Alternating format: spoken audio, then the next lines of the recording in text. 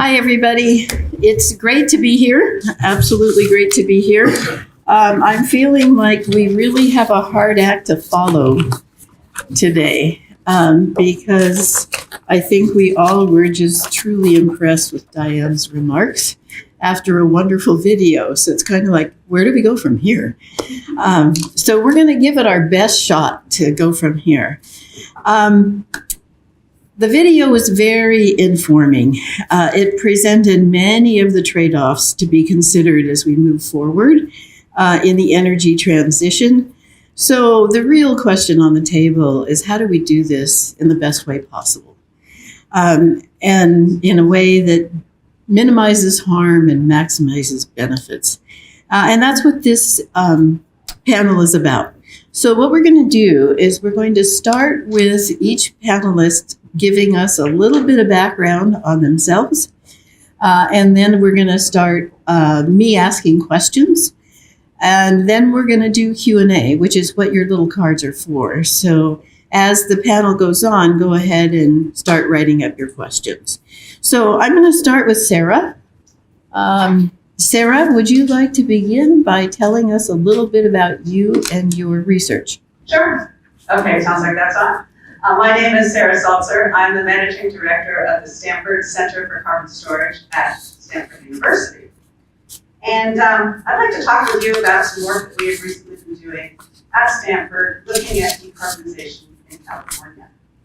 So the bottom line is that in order to achieve carbon neutrality by 2045, we're going to need emissions reductions in all of the 5 major sectors: electricity, industry, transportation, agriculture, and buildings. Now, the California Air Resources Board, or CARB, has recently updated their scoping plan, which lays out really a sector-by-sector roadmap for the state based on a technologically feasible, cost-effective, and equity-focused plan. So at Stanford University, we recently developed our own model. It's an energy systems model for decarbonizing California. Now, our goal was not to reinvent the scoping plan, although that's kind of a side goal. But what we really wanted was an independent assessment of the scoping plan. So now that we have our own model, we can do some really interesting things. First of all, we can interrogate the CARB scoping plan to see what we can learn from it. And second of all, we can run additional scenarios to figure out if there are different pathways to get to net zero. So what have we learned? We have a number of findings laid out in a 100-page report, which you can find on our website. But the bottom line is there's no single technology or resource that will allow us to reach our net zero emissions by 2045. We're going to need a combination of efficiency improvements, renewable electricity generation, carbon capture and storage, a lot of electrification, biofuels, hydrogen, and carbon dioxide removal. Now, specific to the transportation sector, battery electric vehicles are definitely a relatively affordable mitigation option for both heavy and light-duty vehicles. Now, deploying zero-emission vehicles, and whether we're talking battery or fuel cell, as rapidly as possible will be required if we're going to meet our 2045 goals. I have to say that actually the speed with which zero-emission vehicles are deployed is one of the single largest drivers in cumulative emissions impacts. However, as we all know, battery electric vehicles are going to require electricity, as do many of the other things we need to electrify by 2045. In fact, our studies suggest that 250 to 450 gigawatts of capacity additions to the grid will be required to power our future. So the scale of this build-out is actually roughly 3 to 6 times our current grid capacity, and is 8 to 15 times the amount of capacity that we have added in the last 20 years. Just think about that for a moment. This is a huge task we have ahead of us.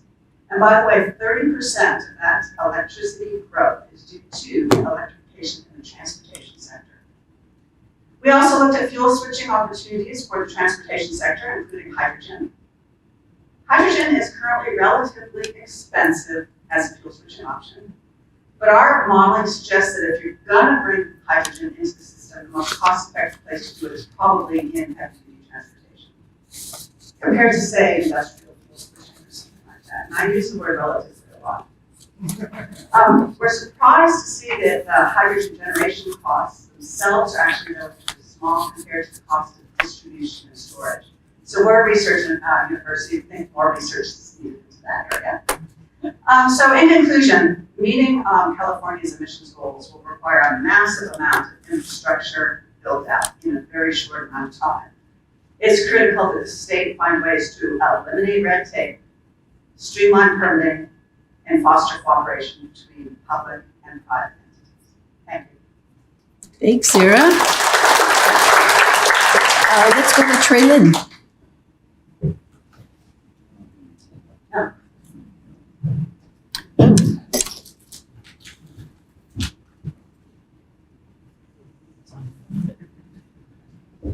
Good morning, everyone. My name is Trey Bradley, and I am the Deputy Director for Sustainable Freight and Supply Chain at the California Governor's Office of Business and Economic Development. It's a very long-winded way of saying it, but or GOBIZ for short. And in this capacity, I work on several elements of the supply chain, including many of the points that were directed inside the video, which I thought was very informative. Prior to this role at GOBIZ, I was one of 2 senior business development staff, working with businesses across the state of all sectors and types: aerospace, biotech, tourism, technology, freight and goods movement, helping them navigate incentives, doing site selection and permit mediation throughout the state of California. And also have worked in several other roles leading back to the Brown administration in the climate and clean energy sector. And then, tying to my position in goods movement, have been the owner of a small business in retail fireworks and own several commercial trucks. Very different from the work I do now, but not in the state of California, but in the Midwest. But definitely know what it's like to move my goods through the ports of Los Angeles and Long Beach. Really quick, I wanted to just talk about some of the points that were just made about the clean transition. I wanted to highlight what those goals specifically are, first off, to get the conversation going a little bit. Some of our goals that we have for clean energy specific is obviously we have 100% clean energy by 2045, economy-wide carbon neutrality by 2045, 60% of the state's electricity from renewables by 2030, 20 gigawatts of offshore wind capacity by 2045, 7 million climate-friendly homes by 2035, 6 million heat pumps by 2030.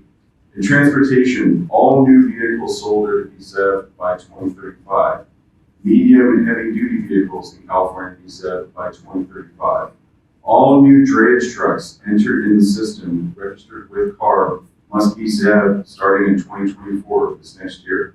Garbage trucks and local buses by 2039. Freight and passenger trains ZEV by 2035. And 20% of non-combustion in the aviation sector by 2045. These are humongous goals that we have at the state of California. I'm going to talk in 2 pieces of what our role in here at GOBIZ, what we're working on along with state agency partners at the local level, directly related to that video. One is actually goods movement and our ports, our rail systems, our trucking systems. And that's that the governor and our office in the state recognize the importance of investing in supply chain and projects that align with state goals and vision. In the wake of the supply chain challenges that we have, we ushered in the single greatest investment in supply chain made by a U.S. state thus far. And of course, as mentioned before, California's ports account for over 40% of containers moved in any given year. And that includes all 12 of our ports. We have 12 ports across the state of California. 5 of those 12 move container traffic. And these ports not only move over 40%, they set records. I mean, everyone says, a lot of folks like to say there's supply chain challenges and bottlenecks, but I also like to say, they move the most goods ever in the United States in history. Port of Los Angeles set a Western Hemisphere record just a couple of years ago for a port. So that is a big commends to the workforce and the laborers and folks it's a huge achievement that often gets lost in the conversation.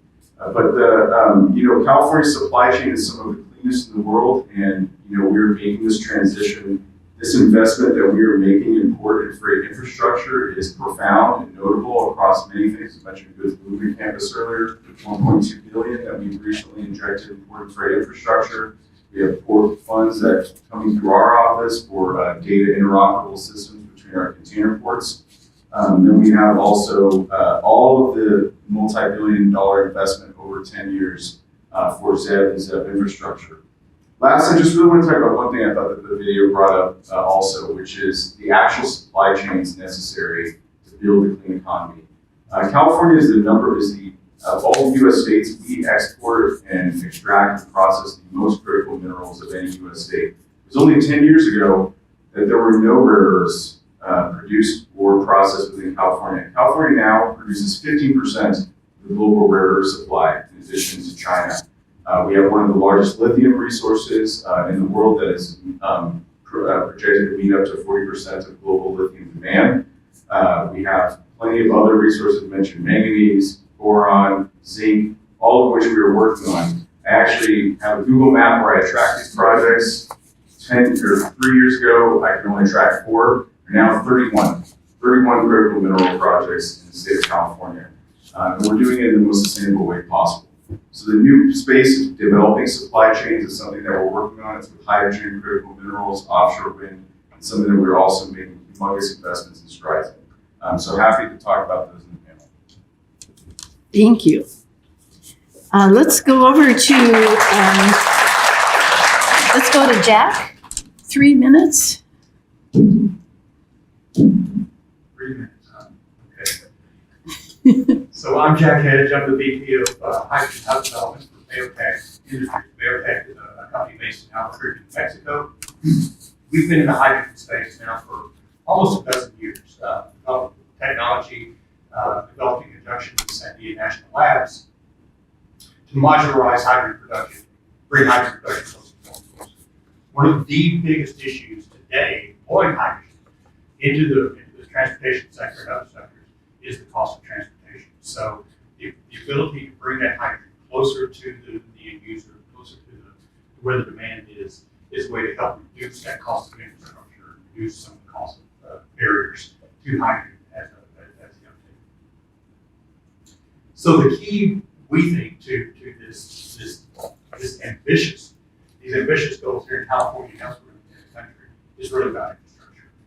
We can have all the incentives in the world to deploy vehicles, to incentivize vehicles, to equalize the cost of vehicles and things like that. But unless we address the issues around what I'll refer to as range anxiety, the ability to take that vehicle and do something with it and get your duty cycle out of it, get your distance out of it, cross state lines, and get into other states with movement, we're going to have issues on the uptake side. So infrastructure is key to making this happen.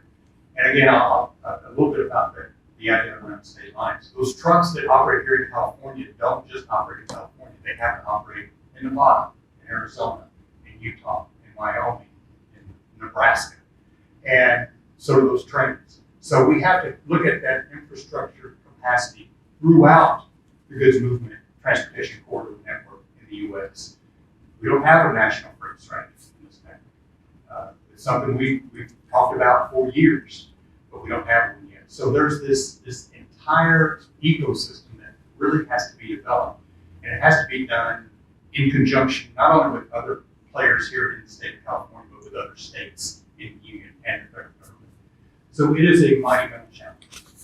The amount of infrastructure that we talked about earlier that Stanford has looked at, that amount of infrastructure, that capital investment is staggering when you think about the capital that's required, the amount of regulatory reform that is required, just the land area that's going to be taken up building new infrastructure. It's a staggering amount of investment. So how do we get there faster, more efficiently, more cost effectively? And what does that do in terms of our environmental impacts around that new investment?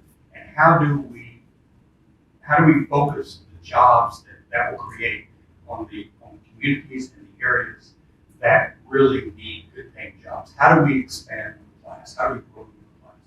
These are all really important questions and really important things we have to address. It's a big problem, it's a big issue, it's also a huge opportunity. And I think conversations like this that we're going have today and ongoing are a great way to start kick out. So thank you for that. Thank you very much. And Tom O'Brien. Thanks, Jen. I'm Tom O'Brien. I'm Associate Dean in the College of Professional and Continuing Education here at Cal State Long Beach. Still relatively new, getting used to saying that. But I do want to acknowledge our Dean, Chris Swarak, who has joined us, and also my new partner in crime, Lisa Turkwitz, who was here. I don't know if she had to leave. But one of the things that I hope to continue to do in this new position that I was able to do at CITT is fulfill Dominic's mission to bring the university to the docks and the docks to the university. We have seen at CITT since Marianne Gastelum had this brilliant idea back in the late 90s to create a home for dialogue and negotiation and discussion about key topics surrounding the freight sector, the port community, and goods movement. I think we've been trying to do that, and the town hall is one example of that. My own work, I hope will continue in this new position, right? To just elevating the profile of this community and this industry here on campus and beyond. My work has sort of fallen into three principal categories, and I hope to touch upon them as we get into the discussion later. One is in the area of research. And I have existed at the intersection of policy and logistics for as long as I've been engaged with the industry for about 20 years. Because often the challenges, as you saw in the video, are not the technological ones or the vision, right? There's often a shared vision. It's in the implementation, and often that's stymied by institutional issues, politics, and other things that can create some unintended consequences. So my work has sort of been understanding why what happens. Currently serving on the National Academy of Sciences Chassis Study Committee, looking at interoperability issues with regard to chassis. It's always fun being the chassis guy in the room, the chassis researcher. There's only one of you. And in a world of academia, that sort of makes you interesting by default, for better or for worse.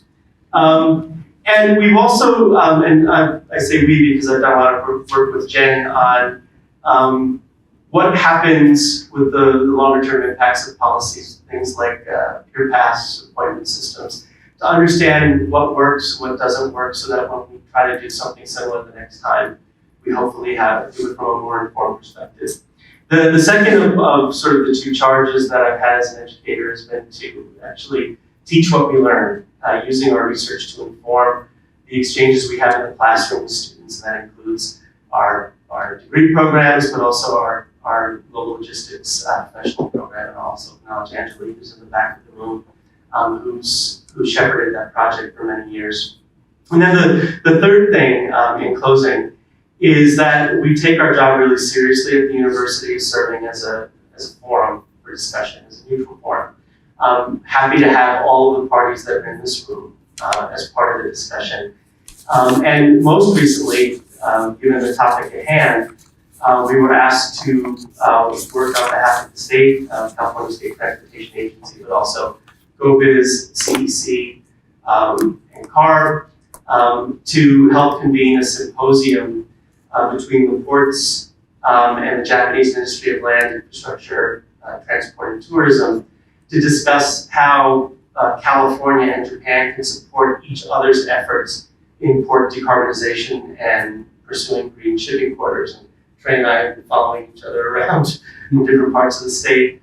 And I think having a university sort of be present at those discussions allows us to be active and engaged observers.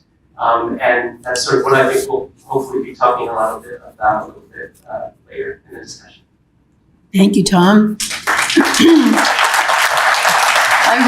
I was going to introduce Tom as we know, Mr. Chassis, and I didn't want to do that, but he brought it up himself, so I'm good. All right, I'm going to start with a couple of science-y questions. And I want to start with Sarah, and I want to hear something about carbon sequestration. We've all heard, those of us who've been involved with what's going on in California, right? Our heads are just overwhelmed with electric vehicles and things like that. But we don't often think about some of the other strategies that are kind of part of the mix. And carbon sequestration is one of those that is also controversial. So, Sarah, if you could tell us a little bit about your work on carbon sequestration and given the real challenges that we see in the heavy-duty sector, is sequestration something we should discuss a little more? Oh, absolutely. Carbon capture and sequestration, there are actually two terms that I want to define and just make very clear. Traditional carbon capture and sequestration is where we go to an emitting source, so some industrial process or a power plant where emissions you can see coming out of the flue stack. And there is technology available so that you can capture the CO2 emissions before they're emitted. You then compress them and you move them somewhere else via pipeline, typically. And then you can inject them into the subsurface. So basically you're putting those emissions back, essentially from the place that they actually originally came from.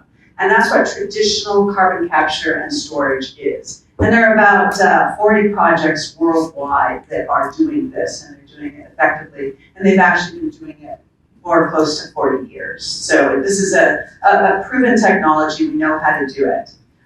There's another term that we hear a lot called carbon dioxide removal. And often these two terms get kind of mixed up. But what carbon dioxide removal is, our air is 0.04% CO2. It's possible to set up huge arrays of fans, essentially, which suck in the air.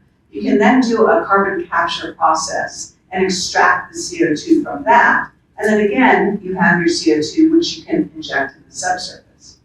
But note, the concentration of CO2 in the air, I mentioned it's 0.04%, is quite low compared to what it is at a large emitting facility. That means that the energy required to get that CO2 out is actually quite a lot. So going back to your original question, where does CCS fit? Well, there's actually quite a bit of carbon capture and storage built into their scoping plan. There's 25 million tons a year of it by 2045. But can we use that and all the efficiency improvements and emissions reductions? If we stack them all up, we're currently at about 420 million tons of emissions per year in California.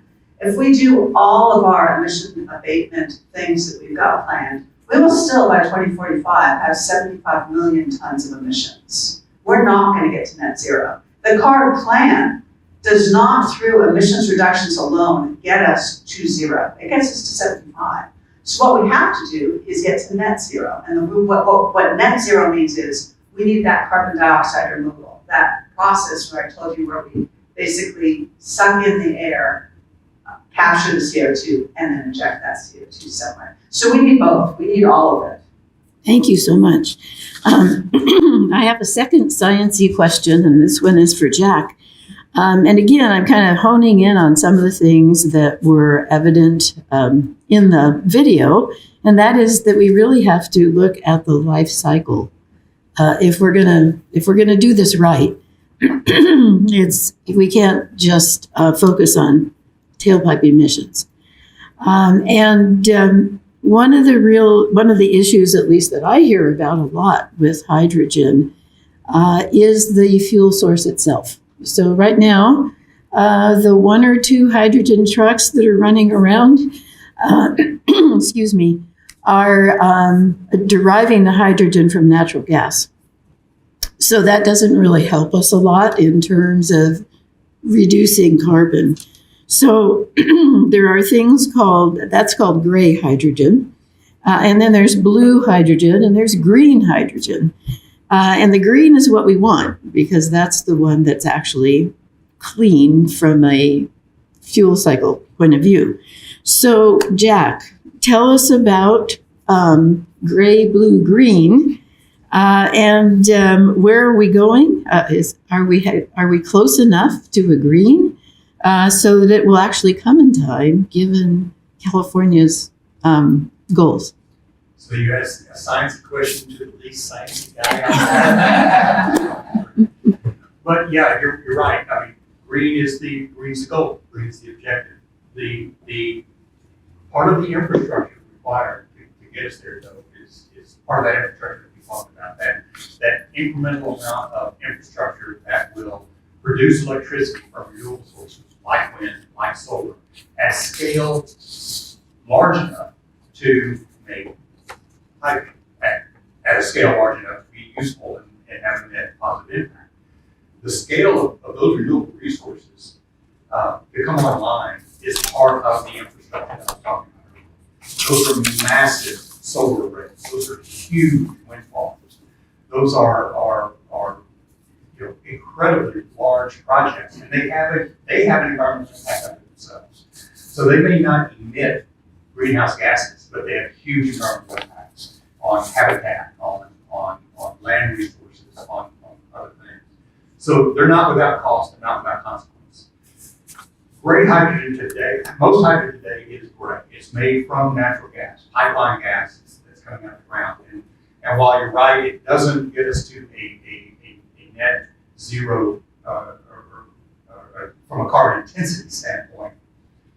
The offset hydrogen use as a fuel, whether it be in an industrial process or a transportation fuel, does have a net benefit in that regard. So we are reducing that tailpipe emission or that flue gas emission from a steel making plant, a glass plant, a chemical plant, something like that, by mixing hydrogen into that fuel use.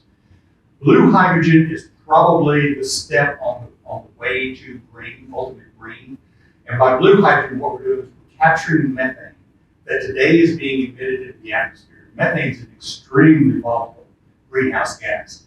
Capturing those methanes, they're coming off things like dairy farm manure piles and water treatment plants and landfill gas and methane that's coming off, being flared off of refineries. Capturing that methane and getting that methane into the system so that we are reducing the amount of that greenhouse gas and those impacts in the atmosphere today. It's not necessarily carbon capture, but it's kind of carbon capture-y. And getting that into the system and using that methane to make hydrogen. And with a blend of methane and RNG in a pipeline at a steam methane reforming plant, which is the majority of hydrogen today, you can get to a zero carbon intensity greenhouse gas today with about a 30% blend of RNG. If you go to 100% RNG as your feedstock going into that steam methane reformer, from a carbon intensity standpoint, using CARB's scoring mechanism, you actually get to like a negative 300 score. So blue methane or blue production in and of itself is not a bad thing. It's a very good thing. It's a very positive step on that road toward a truly green production system. Thank you. That was a great answer, sciencey answer. I want to now go to sort of the policy side, and I want to ask Trey a question. And that's about our California being a first mover. We often say that as California goes, so goes the nation, right? Because we're so big and powerful that we can drive the rest of the country. And the question on the table here is, are other states following our lead at this point? And what do other states see as the biggest challenges? So the answer is yes, other states are following our lead in many ways, in more ways than one. And I would say that we have not been leading by ourselves. There are other states that have led in some way before us. Even here on the West Coast and also in Hawaii as well. But I think one thing, a great example is hydrogen. It is often for many years, to de-risk all of these technologies, you need to have a larger market. You have a larger market to build economies of scale and lower the price and the cost of production and implementation and the likes. That is what has been done with fossil fuels over centuries, right? And we're trying to redo and reflip the thing in less than 40 years. And so it is a monumental task ahead of us, but in order to achieve that, you have to have a global marketplace. A great example is hydrogen. For many years, it felt like, I think, kind of like California and Japan were really the only folks going at hydrogen at scale and trying to meet and incentivize production, adoption, and the likes. We're now seeing this more so across the country, very much so in Europe, and I think the conflicts in Eastern Europe have accelerated some of that investment in R&D within Europe as well.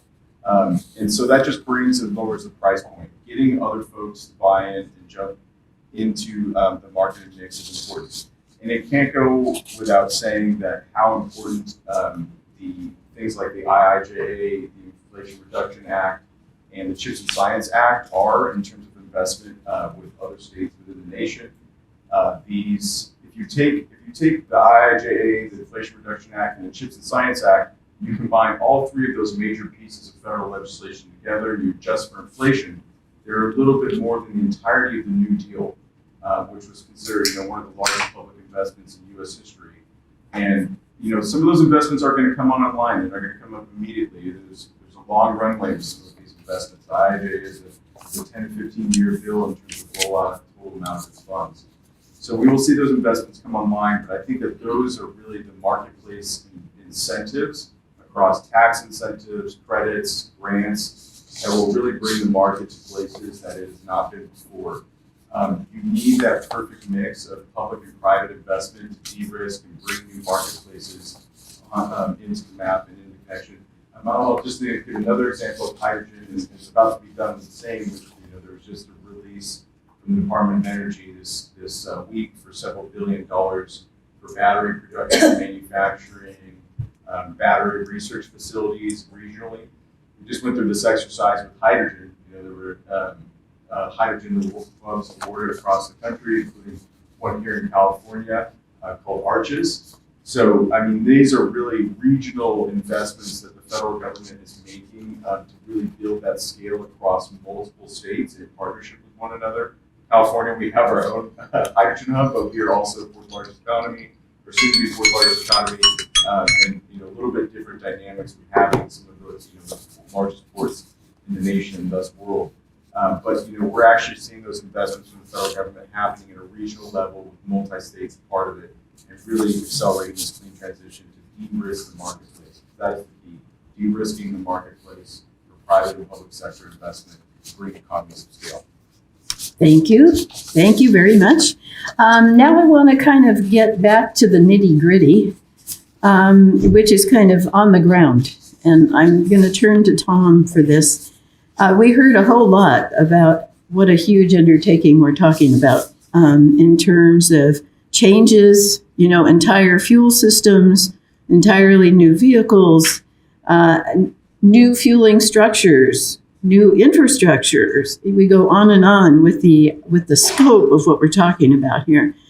And I'd like to kind of get back to the reality of what, most of the people in this room are dealing with, and that's port operations.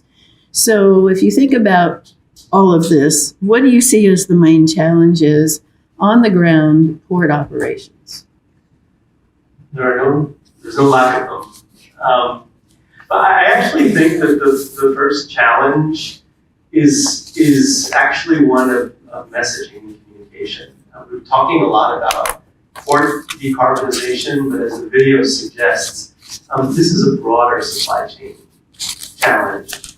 And the responsibility is going to have to be addressed at the supply chain perspective. So sort of talking only about port decarbonization perhaps adds a layer of responsibility to the ports themselves that isn't warranted, but also suggests that the ports are going to be solely responsible for implementing it, when in fact the decisions that are going to be made at the ports are going to have to be implemented by the terminal operators. They're going to have an impact on the trucking sector, on labor.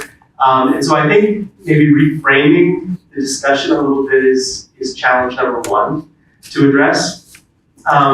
And then, Jen, you said the nitty gritty. I think first and foremost beyond that is going to be the question of funding. We did just get an injection of $1.5 billion from the PFIP funding into the state's port and freight infrastructure, and 450 million of that is going to zero emission technology. That's good, but it's not enough. On the hydrogen side, the hub has received money from U.S. Department of Energy, also good, but there has to be a mechanism for sustained funding over time so that the goals that are going to be measured throughout 2050 and beyond can be met consistently. The other thing I think that's going to be a challenge for the ports and the terminal operators is measuring targets and assessment. Right? We have sort of targets established by the IMO for those green shipping corridors, but we don't have them for port decarbonization or terminal decarbonization. I think sort of making sure that goalpost doesn't move and everybody's in agreement on what it is also something else that's going to be a challenge. And the forums that I think we'll talk about in a little bit are one way to do that. You mentioned infrastructure, Jen.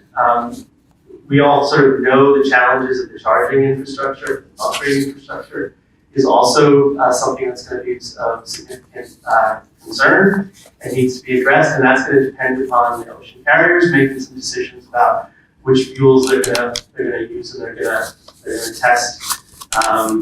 The CMA CGM just called it at LA with an LNG vessel. Maersk is bringing methanol vessels online, and what that means for the ports and terminals is additional planning and additional cost. And then there's how all of this works with the sort of the operational imperatives for ports and terminals, right? They're trying to, terminals and ports are trying to meet truck turn time standards, right? At the same time as you're looking at different land uses for storage, for power generation, and all of that. So that's going to be a challenge. And then the last one I want to mention, given my other day job, is the workforce. All of these ambitious goals depend upon a well-trained and nimble workforce to be able to design, implement, maintain these strategies. So the good news that we heard mentioned this morning from Diane about the investments by both ports in workforce and building capacity is essential. But we have to be vigilant, and we have to start now for things like Pure Wind on the Port of Long Beach, right? We need to make sure that when those plans are ready to be implemented, that we've got somebody to do the work. Thank you. In view of the time, I'm going to ask one question and have the panel answer while we start collecting. I see there's lots of cards being collected, and I want to give enough time to have Q&A. Thank you. So my one question to the panel is, I like to talk about if I were queen, right? I could do all these things if I were queen. So if you were king or queen, respectively, what's the one thing that you would recommend to our policymakers as the most important step to move forward in an effective way in decarbonization? Anybody can start. I said it before, we need to eliminate red tape and work on permitting. Very good. Wait, I want to, red tape, And permitting. permitting, Red tape. streamlining. Okay. And just for everyone in the room, you all know that it takes forever to go through an environmental process to do anything. I believe at the state level, Trey, we've made some changes for energy projects. Is that correct? We have made some streamlining, and I will clarify the space very well, because I spent a year working in the Seawolf Clearinghouse, reviewing environmental documents of every type in the state. The process of environmental review is not very long or challenging. It's actually can be very quick. It is the litigation and other resulting factors that extend the timeline. in these projects.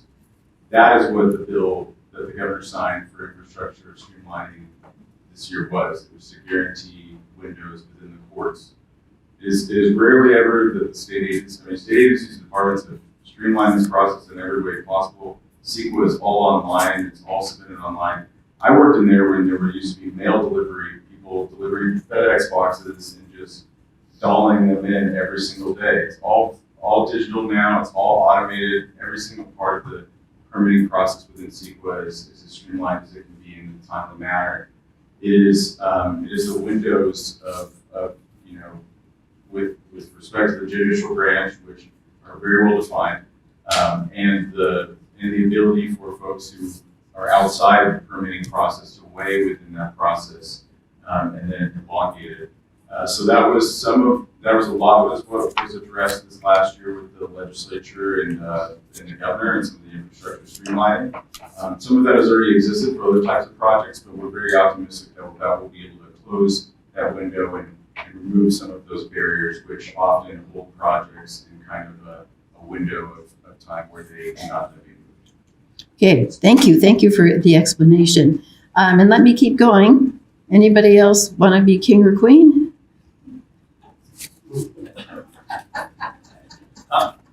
Sure, I'll add one.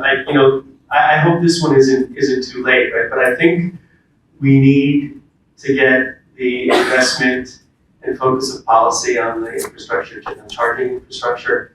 I think the environmental mandates, the standards are pretty well set, but if they're going to fail or we're going to be delayed, it's because we don't have the charging infrastructure. And so maybe a refocus on the policy side to that, I think would help. And just real quick, if I were queen, I would have these, look at these freight corridors and how goods move across state lines throughout the entire. Thank you. Okay. And I was going to add too that I have for years assumed you were clean. So hearing this morning that it's still aspirational for you is a little disorienting. We have a lot of inside jokes, and there's a lot of very good questions.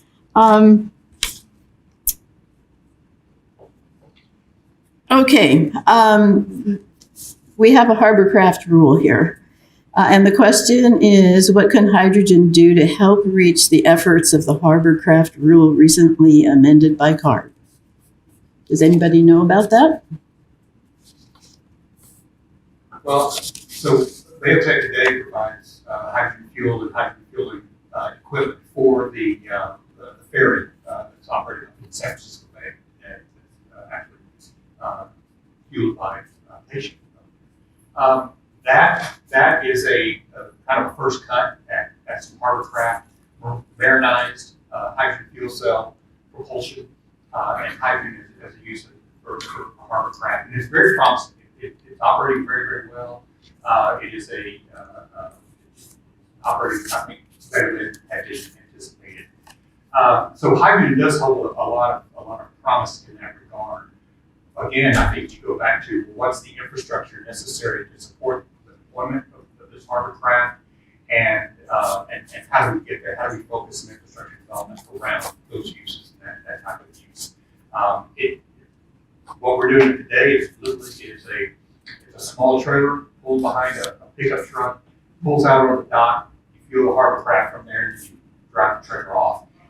In the short term, that is a viable alternative even for terminal equipment and things like that on terminals, as opposed to these massive infrastructure bills and chilling infrastructure and de-chilling infrastructure and pipelines and all that kind of stuff. There are some ways to sort of scale up and get there with the Harborcraft, terminal operating equipment, trucks, rail. Thank you. The political policy goal timeline is not realistic. What is the doable scientific and infrastructure timeline? Now, we heard on the video, we had one person say 2100. Do you remember that? Are we going to do it by 2045? Well, regardless of whether we're successful in getting to carbon neutrality by 2045, we need to try.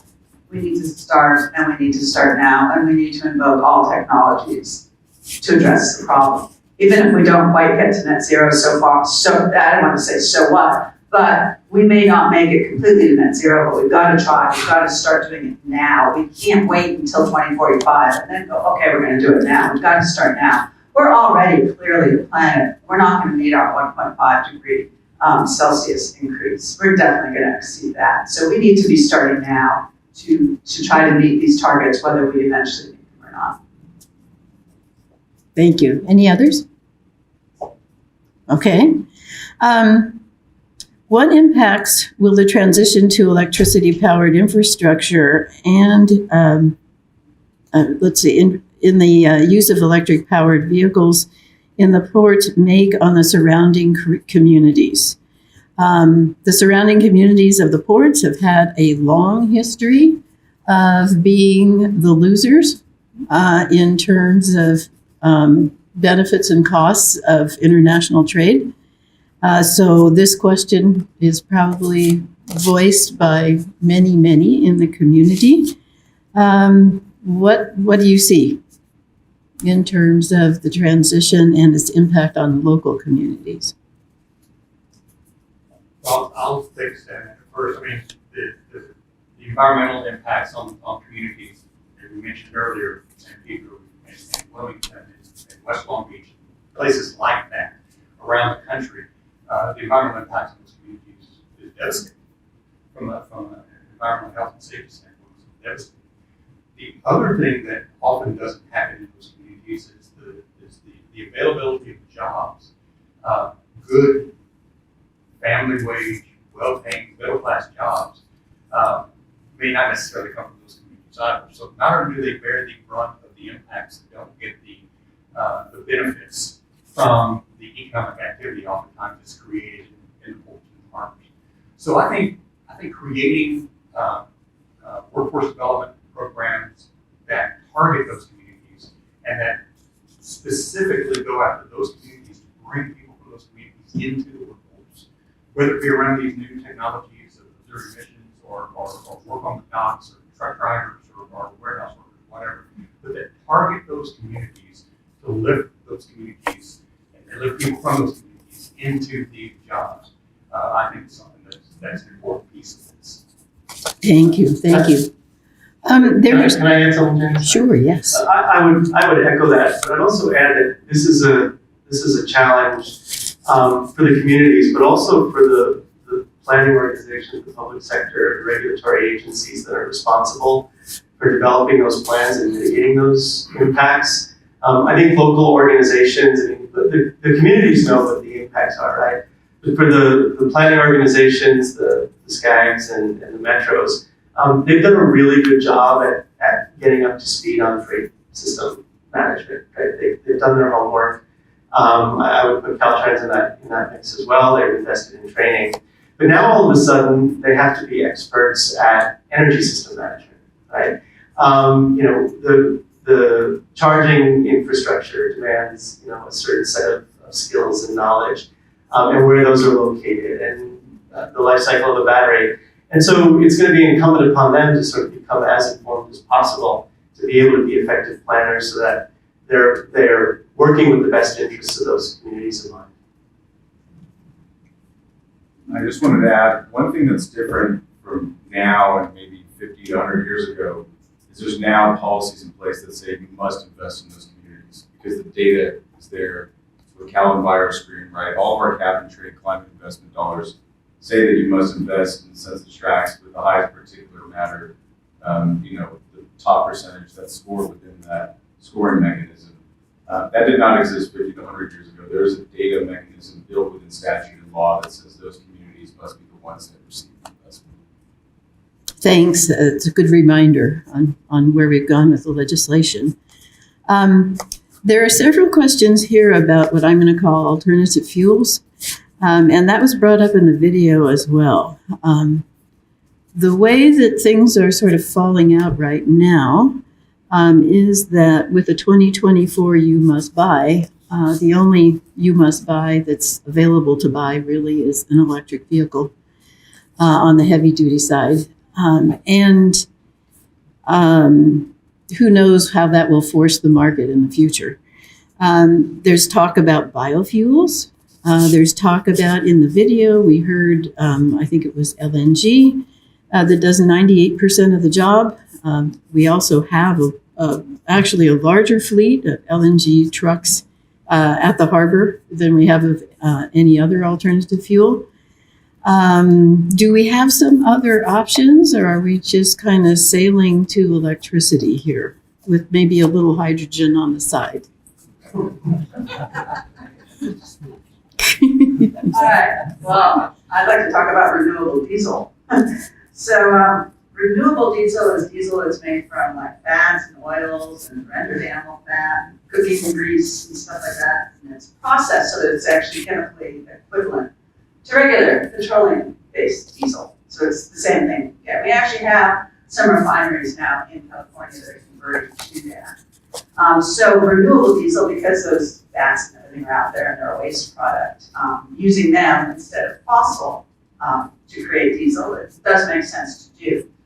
The issue is that there's a limited amount of these, I'll call it the feedstock, the grease that you need to make the renewable diesel. There's a limited feedstock of it in California, so we actually import most of it from outside, the feedstock, and then we create it. Now, in the modeling we did, we looked to see, well, could we just actually increase the amount of renewable diesel that we use instead of fossil diesel? And the answer is absolutely. And in fact, our modeling suggests we could use 100% of the available feedstock for renewable diesel right here in the state of California. Now that was what I said, the global suppliers stuff. We could use it all. Now, that sounds a little outrageous, and it is, because other entities might want to use it as well. But to put it in perspective, currently California uses about half of it, and that's due to the low carbon fuel standard. It actually makes sense to use it here. But still, there's probably a limited feedstock of these greases and things. So one of our recommendations is we really need to look at, are there other potential waste streams of materials we can use for renewable diesel, and is there more potential for that in the future? And I'm going to add to that, the hybrid option as well. Anybody else?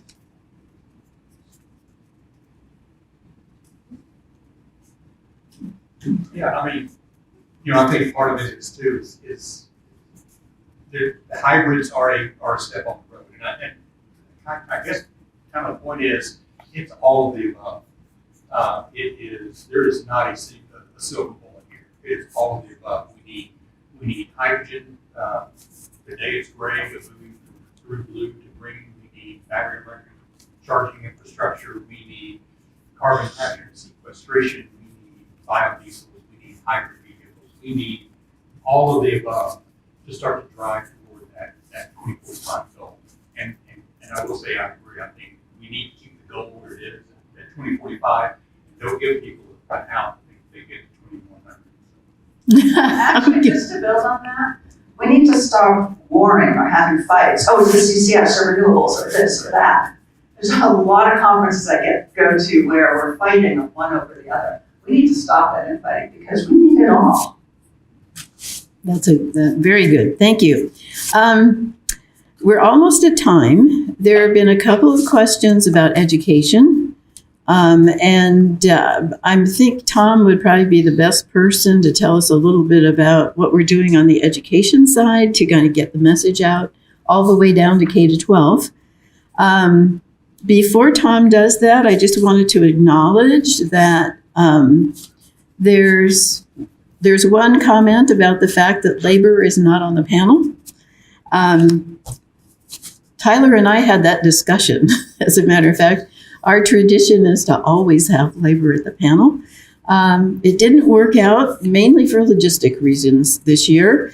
And we therefore we tried to make a more of an effort to feature the Dominic Moretti Award and to acknowledge all of the wonderful things that labor has done for us as well as us for them. So I just wanted to make that point. Tom, do you want to just say a little bit about education? How we might get the word out and help people to understand what a complicated problem this is? Yeah. I love taking on this question, right? Because it's what my passion is.